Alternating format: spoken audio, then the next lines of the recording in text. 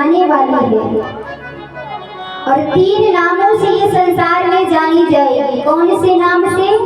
उमा, अंबिका और भवानी नाम से ये संसार इनको जानेगा। आपकी यश और आपकी कीर्ति को बढ़ाने वाली आपकी पुत्री ने जन्म आपके घर में लिया है। हिमवंत जी बड़े प्रसन्न होते हैं, लेकिन मैना ने क्या कहा, अब आप ये भी बता दीजिए कि हमारी पुत्री के जीवन में कैसा आगे चल के वर मिलेगा। अब बोलो, आपके यहाँ कोई पंडित आ जाए, कोई संत आ जाए तो सबसे पहले चिंता क्या होती है कि हमारी बिटिया का भाग्य कैसा होगा। हाँ, सबसे पहले भाग्य लिखवाते हो। तो यहाँ जब भाग्य की बात कहते हैं, अब नारद जी सोच में पड़ गए, अब तो बताना पड़ेगा। नारद जी बताते हैं कि आपकी पुत्री के भाग्य में ऐसा वर आएगा जो अगुण अमान मात्र पितृहीना, अर्थात अगुण का अर्थ है गुण दोष से परे होगा, अमान जो मान और सम्मान का भूखा नहीं है, मातु पितृहीना जो स्वयं आदिदेव है। लेकिन यहाँ हिमवंत जी समझ लेते हैं अगुण का अर्थ जिसके अंदर एक भी गुण नहीं है, ऐसा वर मेरी पुत्री को मिलेगा। अमान जिसका कोई मान और सम्मान नहीं होगा, मातु पितृहीना जिसका परिवार को छोड़ो कोई खानदान ही नहीं होगा। अब एकदम से उल्टा समझ लिए, क्या ऐसा वर नहीं चाहिए, दुल्हा बदल दो। अब बोलो, ऐसा हो सकता है क्या?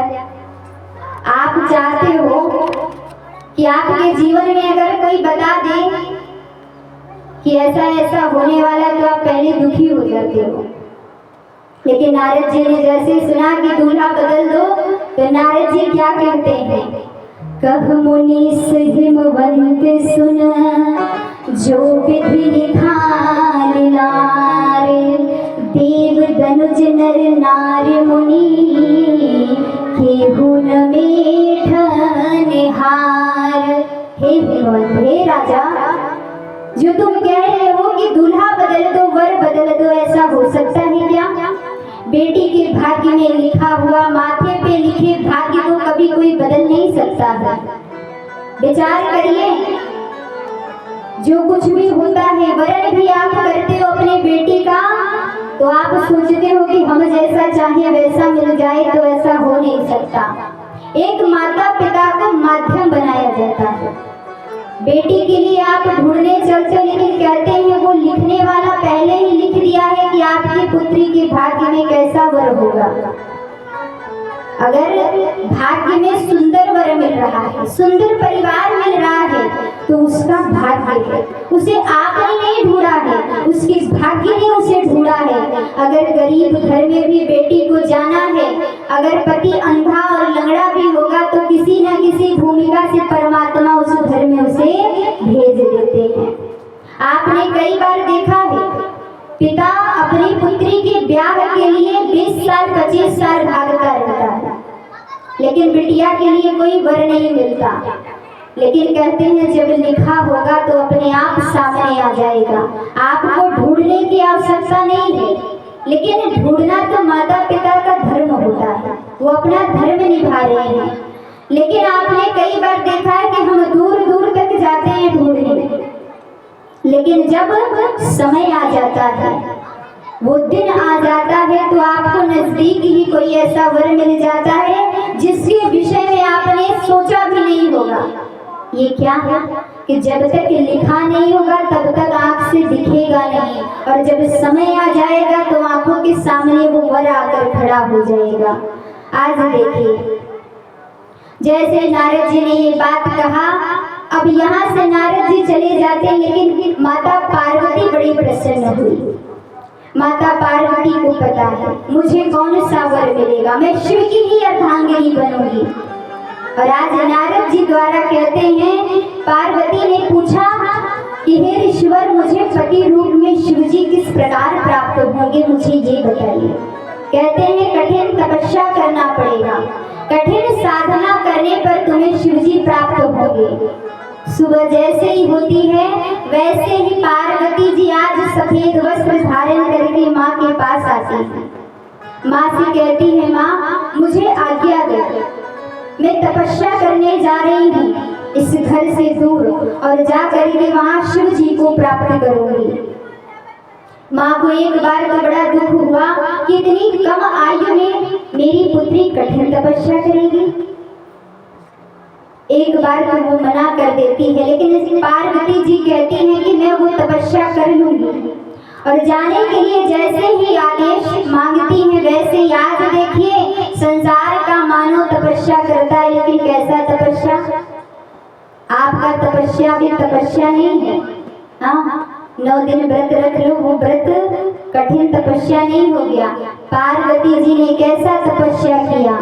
कछु दिन भोजन बारी बतासा, कछु दिन भोजन बारी बतासा, कछु दिन भोजन बारी बतासा,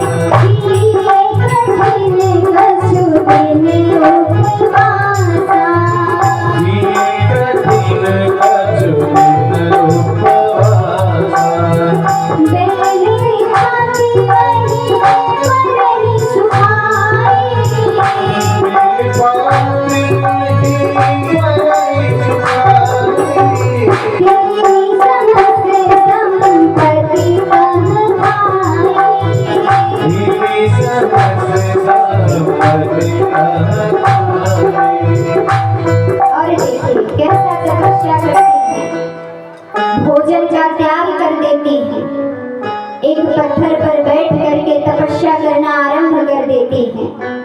जल को पीती है, लेकिन जल का भी त्याग कर देती। जब शिव जी प्रसन्न नहीं होते तब वायु को ग्रहण करके कठिन तपस्या करना आरंभ कर दिया। शिव जी तब भी प्रसन्न नहीं हुए, वायु का भी त्याग कर दिया और जमीन पे सूखे पत्ते को पा करके वही ग्रहण करके तपस्या करना आरंभ कर दिया। लेकिन फिर भी महादेव देखिए प्रसन्न नहीं हुए, उसका भी त्याग कर दिया। अब वायु का भी त्याग करके श्वास को छोड़कर कठिन तपस्या करना आरंभ कर दिया। और जब कठिन तपस्या करना आरंभ कर दिया तब चारों ओर हाहाकार मच गया। देवताओं ने कहा अगर पार्वती जी को कुछ हो गया तो ये संसार में ठीक नहीं है, महादेव को आना होगा। और तब देखिए महादेव ने सब ऋषियों को भेजा है, फिर भी देखिए परीक्षा लेने के लिए। क्यों? विचार करिए, इतनी कठिन तपस्या के बाद भी परीक्षा लिया जा रहा है। अर्थात महादेव कहते हैं सती ने मेरी माता और पिता का परीक्षा लिया था। एक बार जाकर के जब उन्होंने परीक्षा लिया था तो मैं भी परीक्षा लूंगा। अर्थात राम जी के समक्ष आकर के सती जी ने परीक्षा लिया तो महादेव कहते हैं अब पार्वती का भी परीक्षा मैं लूंगा। ठीक उसी प्रकार सत्य ऋषि तपस्या करते हुए देख रहे हैं और आज ऐसी तपस्विनी को तपस्या करते हुए देख करके सत्य ऋषि भयभीत हो जाते हैं। बड़े से बड़े ऋषि मुनियों को मैंने कठिन तपस्या करते देखा, लेकिन आज तक ऐसी तपस्विनी को मैंने तप करते हुए नहीं देखा। जा करके सम्मुख पूछते हैं ये आपने तपस्या किसके बताने पर कर रही हो? पार्वती जी ने कहा कि मुझे मार्ग नारद जी ने दिखाया। सत्य ऋषियों ने कहा अरे नारद ने जिसको मार्ग दिखाया वो घर को छोड़ दिया और उनके कहने पर तुम तपस्या करने आई हो, जाओ वापस घर चली जाओ। जैसे पार्वती ने सुना, पार्वती जी ने कहा जिसने मुझे मार्ग दिखाया वो मेरा पहला गुरु है और पहले गुरु ने जो मुझे रास्ता दिखाया है अब मैं उसी मार्ग पर चलूंगी, चाहे उस मार्ग पर सही हो या गलत हो। अर्थात हमें और आपको भी यही सोचना चाहिए कि अगर गुरु जो मार्ग दिखा दे आंख बंद करके उस रास्ते पर चलो, उसमें कटाक्ष मत करो। यहाँ सत्य ऋषि विनती करते हैं हे देवी तुम्हारी तपस्या पूरी हुई, तुम्हें शिवजी पति रूप में मिलेंगे। और जैसे ही वापस जाते यहाँ सत्य ऋषियों ने भगवान शंकर को सारी गाथा सुनाई। भगवान शंकर सुनते सुनते समाधि में चले गए। यहाँ जब समाधि में चले गए तब देखिए ताड़कासुर का अत्याचार देवताओं पर होने लगा और जब देवताओं पर ताड़कासुर का अत्याचार होने लगा तो देवता परेशान होकर ब्रह्मा और विष्णु के पास आए, विनती करते हैं। तब ब्रह्मा और विष्णु ने कहा कि एक ही बचा सकते हैं, और वो कौन है? भगवान शंकर। लेकिन समाधि में है, कामदेव को भेजते हैं। कामदेव आज जैसे ही आते हैं कैलाश पर, भगवान शंकर तपस्या करने बैठे हैं, समाधि में हैं। कामदेव ने देखिए जैसे ही देखा, आज कामदेव को पता है मेरी मृत्यु निकट है, लेकिन काम का अर्थ है कार्य को पूरा करना। कामदेव ने विचार किया, देवताओं की रक्षा हेतु अगर आज मेरे प्राण भी चले गए तो चले जाए। सुंदर सुंदर फूलों के बाण और धनुष बनाते हैं। पहली बाण भगवान शंकर में छोड़ते हैं पैरों में, दूसरी बाण जैसे ही छोड़ते हैं भगवान शंकर के सीने पर पूरी स्थान और शरीर कांपने लगता है। तीसरी बाण तीसरे नेत्र पर जैसे ही छोड़ते हैं, वैसे ही भगवान शंकर का क्रोध से नेत्र तीसरा खुलता है, और जैसे तीसरा नेत्र खुलता है उसमें से अग्नि की ज्वाला निकलती है, और जैसे ही आम की वृक्ष की तरफ देखते हैं, आम के वृक्ष के पीछे काम छुपा था, वैसे ही जल करके भस्म हो जाता है। और जल के जैसे ही भस्म हो गया, यहाँ रति आती है रोती हुई, मेरे पति की मृत्यु हो गई। भगवान शंकर से विनती करती है कि आपने क्या कर दिया महादेव, वो तो देवताओं की रक्षा करने के लिए आए थे और आपने हमारे पति को ही मार दिया। भगवान शंकर ने जैसे सुना, भगवान शंकर को दया आ गई। देखिए भगवान शंकर का क्रोध समाप्त हो गया। भगवान शंकर ने कहा मेरे हृदय में राम है, और ये राम को हटा करके काम को रखना चाहा, इसलिए मैंने जला दिया।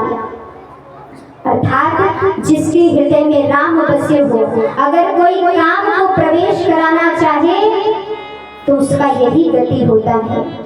कहा ठीक है, मैं तुम्हें वरदान देता हूँ। और वरदान क्या देते हैं? जब यदुवंश कृष्ण अवतारा, जब यदुवंश कृष्ण अवतारा, होय हरण महामहिमारा, होय हरण महामहिमारा,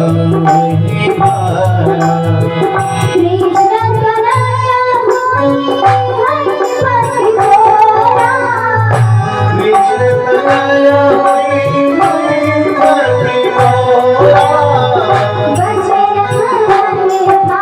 होय हरि घोरा,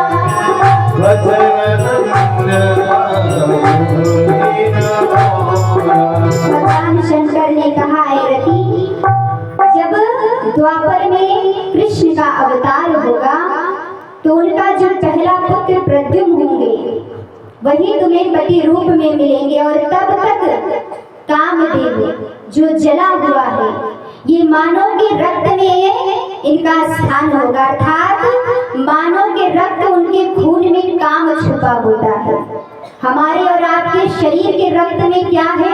काम है, इसीलिए हम हमेशा गलत भी करते हैं। यहाँ वरदान जैसे ही देते हैं, समस्त देवी देवता ब्रह्मा और विष्णु जी आते हैं। थोड़ी कथा संक्षेप में श्रवण करेंगे। देखिए भगवान शंकर का विवाह कैसे होता है।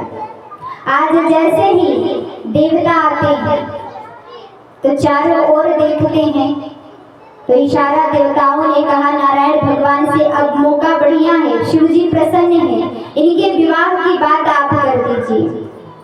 नारायण भगवान ने कहा कि मैं चाहता हूँ कि आप अब दोबारा दूसरा ब्याह कर लीजिए।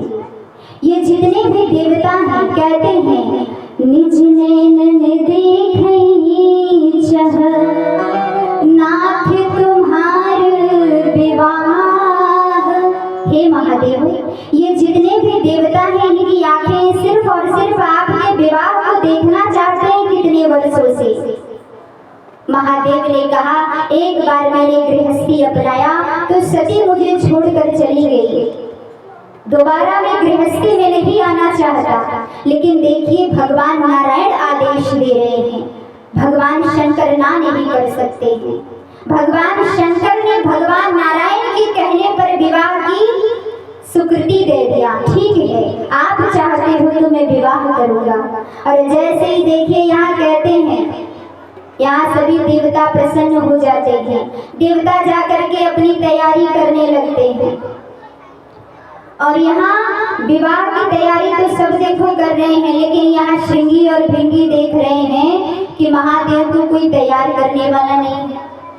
तो आज देखिए श्रृंगी और भिंगी मिलकर के महादेव को विवाह के लिए स्वयं तैयार करने के लिए चलते हैं। और तैयार भी कैसे करते हैं? शिव ही शंभु गण